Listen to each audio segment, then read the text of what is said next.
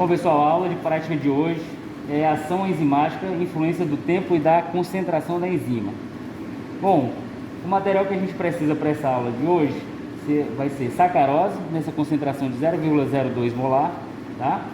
A enzima invertase, na concentração de 20 mg por 100 ml, o tampão acetato de sódio, tá? O reagente que vocês conhecem, que é o DNS, para dosagem de açúcar redutor, e também precisaremos do espectrofotômetro, né, uma solução padrão, ou seja, a curva de vocês DNS, e do Erlenmeyer, onde a gente vai fazer a reação enzimática dentro desse tubo ao longo do tempo, tá? Então esse é o material da aula de hoje. Bom, os tubos já foram numerados aqui de 0 a tubo 9, tá? O tubo, vamos adicionar agora DNS em todos eles, 1 ml de DNS.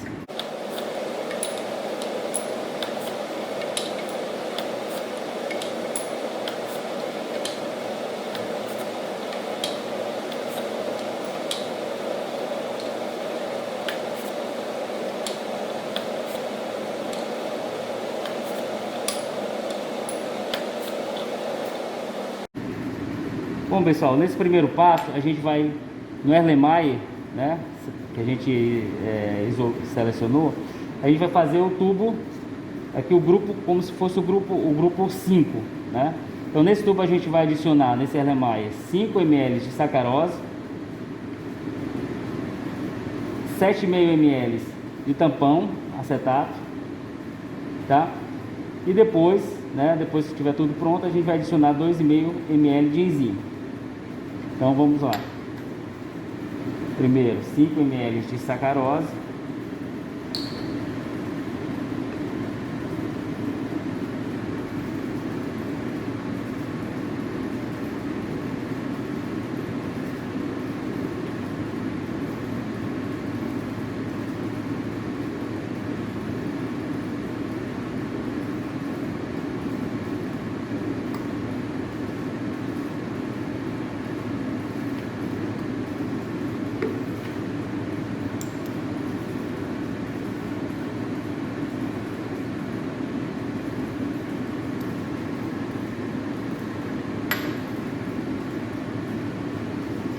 pega outra pipeta.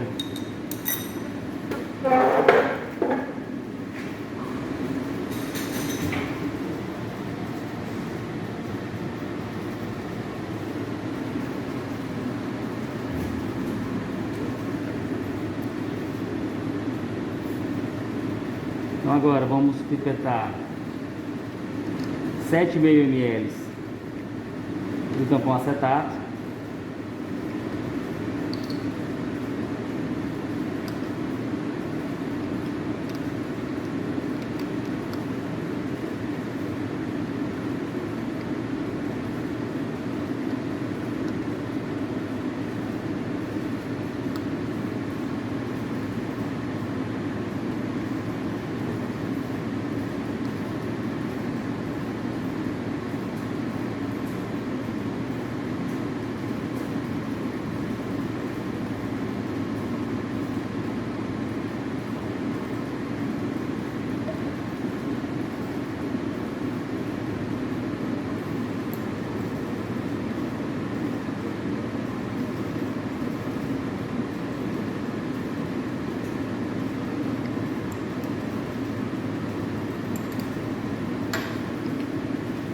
Bom, e agora a gente pode adicionar a enzima.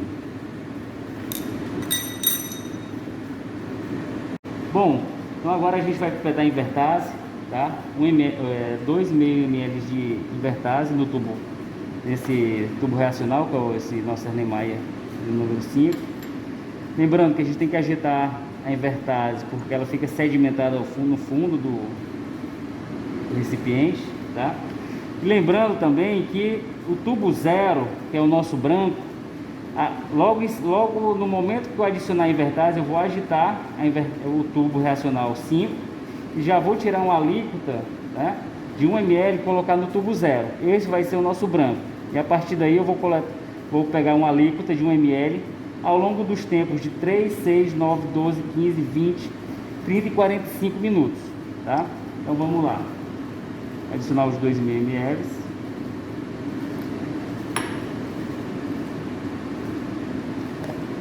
Agito, já tiro uma alíquota de 1.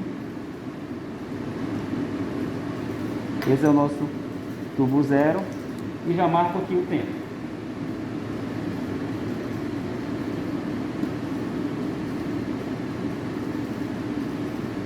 Vai dar 3 minutos agora. Vou tirar mais uma alíquota de 1 ml, tá? E colocar no tubo 1.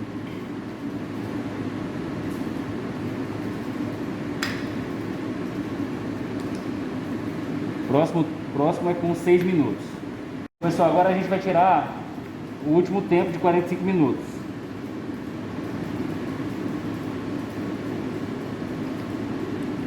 Bom, de 60 minutos a gente não vai fazer hoje nessa aula, tá? Porque o que a gente veria no de 60 minutos a gente vai ver no de 45, né? O que interessa. Bom, agora que a gente terminou todos os tubos, né? A gente vai fazer agora a reação do DNS, ou seja, vamos aquecer cada um dos tubos por 5 minutos, tá? E depois a gente vai completar com 13 ml de água, fazer a leitura do espectro fotônico. Após a reação durante 5 minutos a 100 graus Celsius do reagente DNS, a gente já consegue ver um degradê de cores, né? Então agora vamos completar cada tubo desse com 13 ml de água.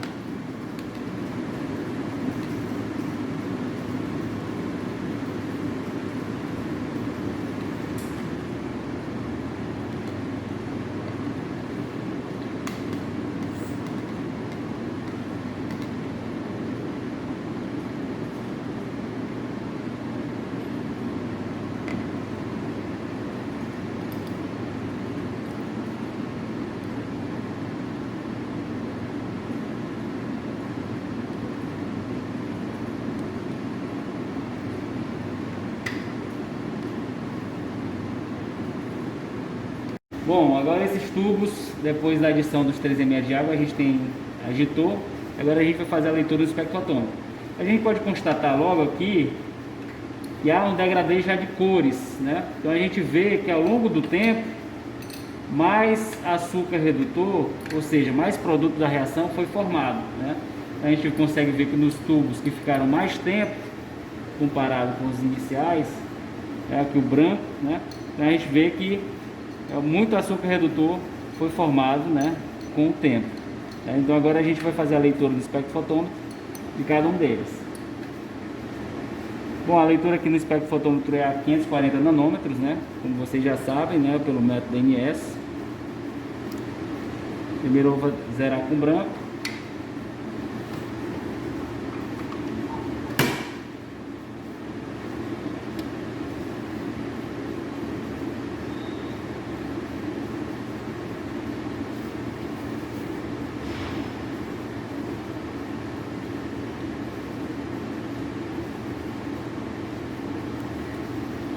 Para os outros tubos.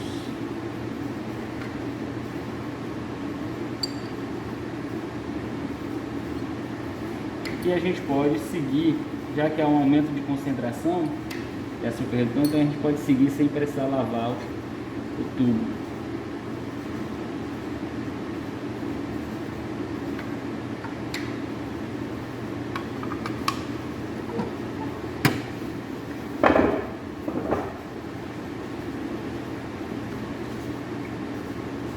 Então aqui deu 0,56.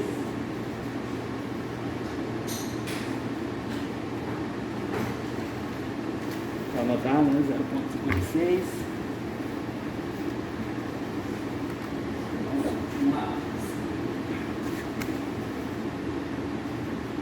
Zero, 5, 4.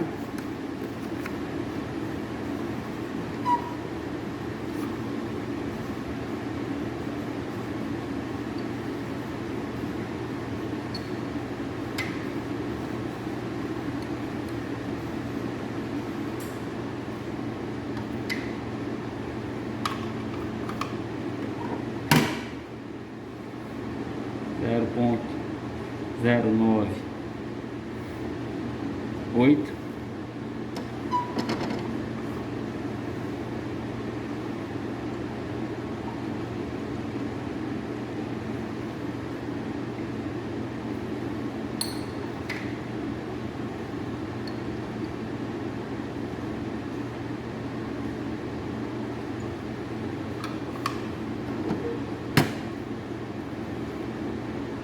1.0.165.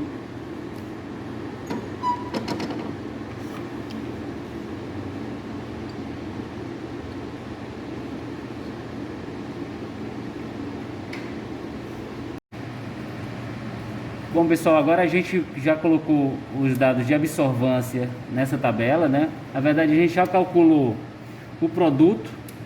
Aqui nesse caso específico, a gente tem para o tubo 5, que a gente fez experimentalmente, né? Então a gente calculou as absorvâncias e tirou o produto formado, dividindo a absorvância pelo K. Esse K é o valor que vocês têm da curva do padrão do DNS, né? De açúcar redutor.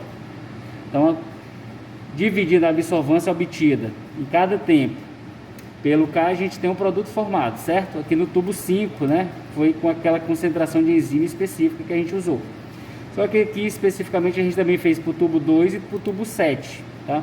Ou seja, uma concentração baixa de enzima, uma concentração intermediária de enzima e uma concentração alta de enzima, né? E assim a gente consegue observar a influência da concentração da enzima na velocidade da reação. Bom, para cada um desses tubos a gente teve esse produto formado. A gente pode observar também que à medida que o tempo passa, mais produto é gerado. Isso a gente espera, né? Já que a reação enzimática de conversão da sacarose em frutose e glicose pela invertase ao longo do tempo ela ocorre, né? E gerando cada vez mais açúcar redutor, e por isso que a gente consegue ver esse produto sendo formado, né? Tanto com essa concentração de enzima, né? Com essa outra concentração de enzima a gente tem mais produto formado, né? E com essa outra concentração de enzima a gente também tem mais produto formado pelo tempo, tá? A gente também consegue calcular a velocidade de cada um desses pontos, ou seja, dividindo o produto formado pelo tempo específico, a gente tem essa velocidade, né? Essas são as velocidades que foram calculadas tanto para concentração de enzima, né? No tubo 2, concentração de enzima na concentração 5 e concentração de enzima na concentração 7, tá? O que é que a gente pode tirar de conclusão desse experimento, né, desses dados? Eles foram plotados numa curva de progresso, ou seja, que a curva de progresso é a formação de produto ao longo do tempo, né? Essa curva de progresso, para acompanhar uma reação enzimática, pode ser de duas formas: ou o aparecimento do produto ao longo do tempo, ou a diminuição do substrato ao longo do tempo. No nosso caso, como a gente tem a ferramenta de dosagem de açúcar redutor, que é justamente o nosso produto que vai ser formado ao longo do tempo, então a gente consegue ver a formação de produto ao longo do tempo, né? Então nossa curva de progresso é produto pelo tempo. Então a gente pode ver com as diferentes concentrações de enzimas, a gente tem diferentes curvas, né? A gente vê que elas aumentam ao longo do tempo a quantidade de produto formado, né? E também pode se observar, né, que ao longo do tempo essa curva ela vai tornando cada vez mais com inclinação menor, né? Isso se dá porque agora existem pouco produto, né, ou pouco substrato para a enzima usar, né, como para a formação de produto. Bom, uma das coisas que a gente tem que observar nessa curva é saber determinar qual é a velocidade inicial da nossa reação, né? E a nossa velocidade inicial da reação é onde a formação de produto ao longo do tempo é constante, tá? E onde é que a gente observa isso? Onde a gente tiver uma linearidade em cada uma dessas curvas, tá? Onde a gente obtiver uma linearidade em cada uma dessas curvas, a gente ainda está trabalhando em velocidade inicial, né? Nessas determinadas condições. Então a gente pode observar que a velocidade, aqui no caso da enzima no tubo 2, essa velocidade ela é basicamente constante ao longo de todo o experimento enzimático, né? Então você vê que a gente tem que estar trabalhando, né, em velocidade inicial, né, ao longo de todo esse tempo aqui. A gente pode escolher qualquer um desses tempos como velocidade inicial. Já no tubo 5, né, a gente vê que a concentração, a velocidade, ela diminui, né? Ou seja, tem um determinado tempo aqui de 30 minutos que ela diminui. Isso se dá muito porque agora o substrato está sendo totalmente consumido, então a enzima encontra pouco substrato para a conversão de produto, né? Então a gente sai de velocidade inicial. Então o tempo seria escolhido de velocidade inicial, seria abaixo dos 30 minutos, né? E já no tubo com a concentração de enzima 7, né, a gente vê que isso acontece muito mais rapidamente, né? Ou seja, ela é constante, essa velocidade, até o tubo mais ou menos de 9 minutos, né? E depois ela começa a decair, essa velocidade. Isso quer dizer também que a gente está convertendo todo o substrato em produto, e a enzima agora, ela demora mais em encontrar substrato para conversão de produto, tá? Então aqui a gente já não tem mais uma linearidade na curva, né? Então, para a gente escolher tempos, né, para todas essas concentrações que trabalham em velocidade inicial, por exemplo, a gente pode escolher que todos abaixo dos 9 minutos, porque todos abaixo dos 9 minutos a gente estaria trabalhando em velocidade inicial, né, para todas essas concentrações de enzimas escolhidas, né? Então, se a gente pensar isso e para um experimento para a determinação dos parâmetros cinéticos dessa reação, que é a determinação tanto do KM quanto do VM, então a gente tem que pensar em trabalhar em tempos abaixo dos 10 minutos, dos 9 minutos, tá? Bom, a gente também pode observar que essas velocidades, elas são diferentes para as diferentes concentrações de enzima, né? A gente atinge as velocidades, as taxas de conversão, formação de produto mais altas com a maior concentração de enzima. Aí chega um momento, né, que você pode adicionar a enzima, quanto de enzima você quiser, que não vai responder linearmente com a velocidade da reação, tá? Então era isso que a gente tinha para mostrar nessa aula, né, e ter essas informações para a gente levar para a próxima aula, né, principalmente o parâmetro de velocidade inicial.